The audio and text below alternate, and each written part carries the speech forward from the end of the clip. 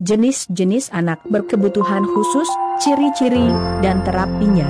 Data Direktorat Pendidikan Dasar dan Menengah Kemendikbud tahun 2015 menyebutkan bahwa jumlah anak berkebutuhan khusus atau HEWART atau yang lebih sering disingkat ABK di Indonesia mencapai 1,6 juta orang.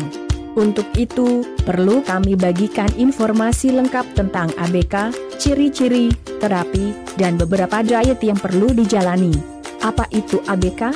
ABK adalah anak yang memerlukan perhatian, kasih sayang yang lebih spesifik, baik itu di lingkungan rumah dan sekolah.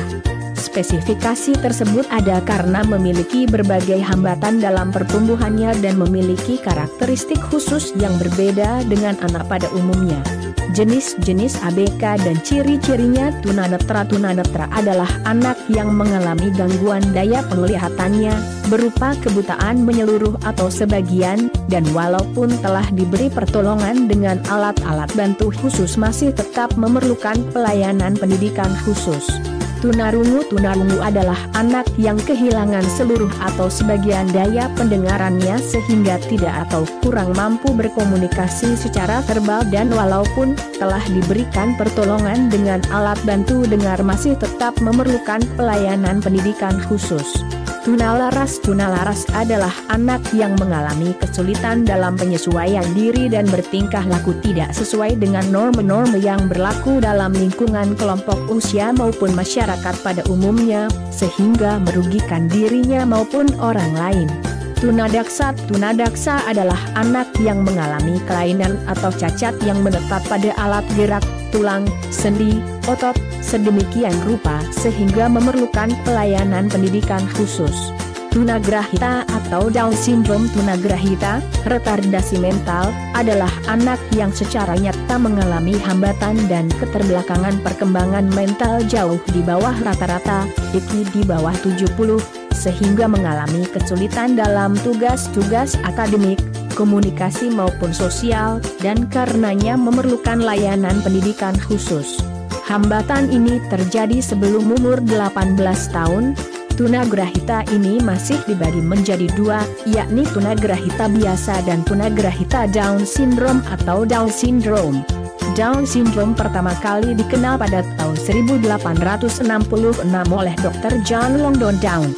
Ciri-cirinya tinggi badan yang relatif pendek, kepala mengecil, hidung yang datar menyerupai orang Mongoloid maka sering juga dikenal dengan Mongolisme. Pada tahun 1970-an para ahli dari Amerika dan Eropa merevisi nama dari kelainan yang terjadi pada anak tersebut dengan merujuk penemu pertama kali sindrom ini dengan istilah sindrom Down dan hingga kini penyakit ini dikenal dengan istilah yang sama. Cerebral palsy, gangguan hambatan karena kerusakan otak, brain injury, sehingga mempengaruhi pengendalian fungsi motorik. Gifted adalah anak yang memiliki potensi kecerdasan, inteligensi, kreativitas, dan tanggung jawab terhadap tugas, task commitment, di atas anak-anak seusianya. Anak normal, autistis atau autisme. Autisme adalah gangguan perkembangan anak yang disebabkan oleh adanya gangguan pada sistem syaraf pusat yang mengakibatkan gangguan dalam interaksi sosial, komunikasi dan perilaku. Asperger disorder atau AD. Secara umum performa anak Asperger disorder hampir sama dengan anak autisme, yaitu memiliki gangguan pada kemampuan komunikasi, interaksi sosial dan tingkah lakunya. Bedanya, gangguan pada anak Asperger lebih ringan dibandingkan anak autisme dan sering disebut dengan istilah high functioning autism. Adapun hal-hal yang paling membedakan antara anak autisme dan Asperger adalah pada kemampuan bahasa bicaranya. Kemampuan bahasa bicara anak Asperger jauh lebih baik dibandingkan anak autisme. Intonasi bicara anak Asperger cenderung monoton, ekspresi muka kurang hidup, cenderung murung dan berbicara hanya seputar pada minatnya saja. Bila anak autisme tidak bisa berinteraksi dengan lingkungan sosialnya, anak Asperger masih bisa dan memiliki kemauan untuk berinteraksi dengan lingkungan sosialnya. Kecerdasan anak Asperger biasanya ada pada grade rata-rata ke atas. Memiliki minat yang sangat tinggi pada buku terutama yang bersifat ingatan memori pada satu kategori. Misalnya menghafal klasifikasi hewan tumbuhan yang menggunakan nama-nama Latin. Rett disorder adalah jenis gangguan perkembangan yang masuk kategori ASD. Aspek perkembangan pada anak Rett disorder mengalami kemunduran sejak menginjak usia 18 bulan yang ditandai hilangnya kemampuan bahasa bicara secara tiba-tiba. Koordinasi motornya semakin memburuk dan dibarengi dengan kemunduran dalam kemampuan sosialnya. Rett disorder hampir keseluruhan penderitanya adalah perempuan. Attention Deficit Disorder with Hyperactive atau ADHD. ADHD terkadang lebih dikenal dengan istilah anak hiperaktif, oleh karena mereka selalu bergerak dari satu tempat ke tempat yang lain. Tidak dapat duduk diam di satu tempat selama kurang lebih 5-10 menit untuk melakukan suatu kegiatan yang diberikan kepadanya. Rentang konsentrasinya sangat pendek, mudah bingung dan pikirannya selalu kacau, sering mengabaikan perintah atau arahan, sering tidak berhasil dalam menyelesaikan tugas-tugas di sekolah. Sering mengalami kesulitan mengeja atau menirukan ejaan huruf. Lamban belajar atau slow learner. Lamban belajar, slow learner, adalah anak yang memiliki potensi intelektual sedikit di bawah normal tetapi belum termasuk tunagrahita. Dalam beberapa hal mengalami hambatan atau keterlambatan berpikir, merespons rangsangan dan adaptasi sosial, tetapi masih jauh lebih baik dibanding dengan yang tunagrahita, lebih lamban dibanding dengan yang normal. Mereka butuh waktu yang lebih lama dan berulang-ulang untuk dapat menyelesaikan tugas-tugas akademik maupun non-akademik, dan karenanya memerlukan pelayanan pendidikan khusus. Anak yang mengalami kesulitan belajar spesifik. Anak yang berkesulitan belajar spesifik adalah anak yang secara nyata mengalami kesulitan dalam tugas-tugas akademik khusus, terutama dalam hal kemampuan membaca, menulis dan berhitung atau matematika, diduga disebabkan karena faktor disfungsi neurologis, bukan disebabkan karena faktor inteligensi. Inteligensinya normal bahkan ada yang di atas normal, sehingga memerlukan pelayanan pendidikan khusus. Anak berkesulitan belajar spesifik dapat berupa kesulitan belajar membaca, disleksia, kesulitan belajar menulis, disgrafia, atau kesulitan belajar berhitung, diskalkulia, sedangkan mata pelajaran lain mereka tidak mengalami kesulitan yang signifikan, berarti. Jenis-jenis terapi ABK. Ada 10 jenis terapi untuk anak berkebutuhan khusus atau ABK yang kami kutip dari berbagai sumber. Terapi bermain. Kedengarannya memang aneh, terapi kok bermain? Ya, terapi bermain ini jangan dianggap sepele. Karena dengan terapi bermain, cara belajar ABK bisa tertolong. Bermain dengan teman sebaya berguna untuk belajar bicara, komunikasi dan interaksi sosial. Seorang pendidik terapis bermain bisa membantu anak dalam hal ini dengan teknik-teknik tertentu. Terapi perkembangan. Ada pun contoh dari terapi perkembangan diantaranya Flow Ortime, Sunrise, dan RDI, Relationship Developmental Intervention. Terapi ini mempelajari minat ABK, kekuatan dan tingkat perkembangannya. Kemudian perlu ditingkatkan lagi kemampuan sosial, emosional dan intelektualnya.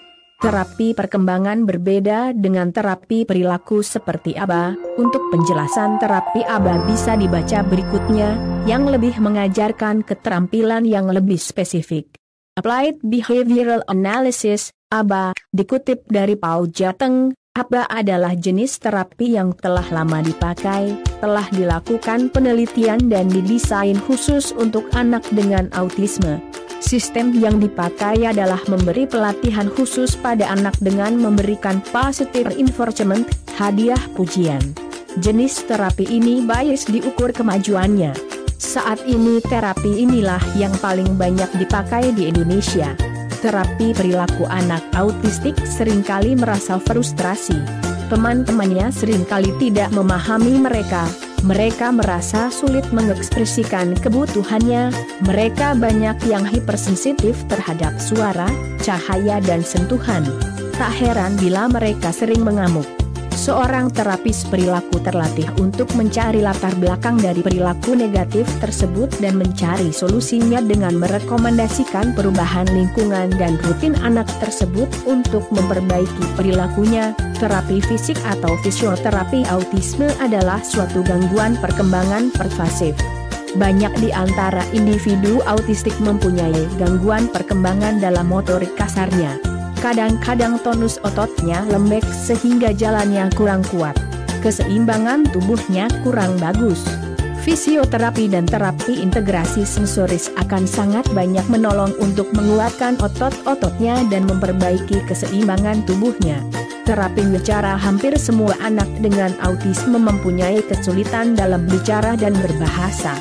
Biasanya hal inilah yang paling menonjol. Banyak pula individu autistik yang non-verbal atau kemampuan bicaranya sangat kurang. Kadang-kadang bicaranya cukup berkembang, namun mereka tidak mampu untuk memakai bicaranya untuk berkomunikasi atau berinteraksi dengan orang lain. Dalam hal ini terapi bicara dan berbahasa akan sangat menolong. Terapi biomedik dikembangkan oleh organisasi bernama dan Defeat Autism Now. Banyak dari para perintisnya mempunyai anak autistik. Mereka sangat gigih melakukan riset dan menemukan bahwa gejala-gejala anak ini diperparah oleh adanya gangguan metabolisme yang akan berdampak pada gangguan fungsi otak. Oleh karena itu anak-anak ini diperiksa secara intensif, pemeriksaan darah, urin, feses, tinja, dan rambut. Semua hal normal yang ditemukan dibereskan, sehingga otak menjadi bersih dari gangguan. Ternyata lebih banyak anak mengalami kemajuan bila mendapatkan terapi yang komprehensif, yaitu terapi dari luar dan dari dalam tubuh sendiri, biomedis. Terapi okupasi atau OT. Hampir semua anak autistik mempunyai keterlambatan dalam perkembangan motorik halus. Gerak-geriknya kaku dan kasar, mereka kesulitan untuk memegang pensil dengan cara yang benar. Kesulitan untuk memegang sendok dan menyuap makanan ke mulutnya, dan lain sebagainya. Dalam hal ini terapi okupasi sangat penting untuk melatih mempergunakan otot-otot halusnya dengan benar. Terapi sosial. Kekurangan yang paling mendasar bagi individu autisme adalah dalam bidang komunikasi dan interaksi. Banyak anak-anak ini membutuhkan pertolongan dalam keterampilan berkomunikasi dua arah, membuat teman dan main bersama di tempat bermain. Seorang terapis sosial membantu dengan memberikan fasilitas pada mereka untuk bergaul dengan teman-teman sebaya dan mengajari caranya. Terapi visual. Individu autistik lebih mudah belajar dengan melihat, visual learners, visual thinkers. Hal inilah yang kemudian dipakai untuk mengembangkan metode belajar komunikasi melalui gambar-gambar, misalnya dengan metode PECS, Picture Exchange Communication System. Beberapa video games bisa juga dipakai untuk mengembangkan keterampilan komunikasi. Terapi musik ritme. Untuk terapi ini biasanya menggunakan alat musik pukul, seperti drum, perkusi, tambur, maupun djembe. Namun, umumnya terapi musik untuk ABK ini menggunakan musik drum. Adapun salah satu sekolah musik yang membuka terapi musik drum adalah Gilang Ramadan Studio Band di Solo Ground Mall, SGM, Solo. Musik drum ini sangat baik untuk terapi ABK karena energi yang dikeluarkan sangat banyak. Dengan bermain drum ini anak-anak akan bisa belajar berkonsentrasi dengan waktu yang lama. Selain itu, manfaat dari terapi bermain drum ini adalah ABK bisa melatih koordinasi gerak tangan dan kaki. Hidroterapi adalah metode terapi dengan media air. Hidroterapi bermanfaat untuk semua anak dengan kondisi cerebral palsy, baik bagi tipe cerebral palsy maupun tipe ketegangan otot rendah, sedang maupun tinggi. Sebagaimana yang kami kutip dari Yakum Rehabilitation.org, anak-anak dengan cerebral palsy dapat lebih rileks di air dan dapat dengan mudah menggerakkan lengan dan kaki karena tidak ada gravitasi. Apapun tipe cerebral palsy dan seberapa tinggi tingkat kecacatannya, mereka semua bisa dilatih berenang sesuai dengan kondisinya. Bahkan anak-anak dengan tingkat kognitif rendah mendapatkan lebih banyak manfaat dari terapi air ini. Untuk bergerak dan mengapung di air, anak membutuhkan kontrol kepala, semua anggota gerak atas bawah dan stabilitas inti badan. Dalam posisi tengkurap mereka harus mengangkat kepala mereka, kalau tidak wajah akan terbenam dalam air. Ketika kontrol kepala atau stabilitas inti terlalu lemah maka terapis atau orang tua dapat membantu mereka. Kedua kontrol tersebut adalah dasar-dasar untuk dapat bergerak mengambang di air. Untuk anak cerebral palsy hal ini sangat penting karena sebagian besar mereka mengalami kelemahan tersebut. Sementara kontrol kepala dan stabilitas inti sangat diperlukan terutama untuk dapat melakukan aktivitas hidup sehari-hari. DLTOKS dan diet ketat khusus ABK yang cenderung hiperaktif disarankan untuk diet ketat. Meskipun belum ada penelitian yang menunjukkan bahwa jenis-jenis makanan tertentu dapat menyebabkan anak menjadi hiperaktif dan autistik, akan tetapi sejumlah orang tua yang memiliki anak berkebutuhan khusus membuktikan dampak diet ketat. Adapun diet ketat tersebut diantaranya pantang mengonsumsi makanan yang mengandung tepung terigu, gula tebu, coklat, pemanis buatan, penyedap buatan, makanan instan, kecap, gluten. Untuk lebih jelasnya tentang diet apa saja untuk ABK, silakan simak artikel berjudul jenis-jenis makanan dan minuman yang dilarang untuk ABK, khususnya autis. Diet tersebut setidaknya dapat mengurangi energi anak-anak hiperaktif sehingga mempermudah konsentrasi anak. Meskipun demikian tidak semua ABK harus menjalani diet yang sama.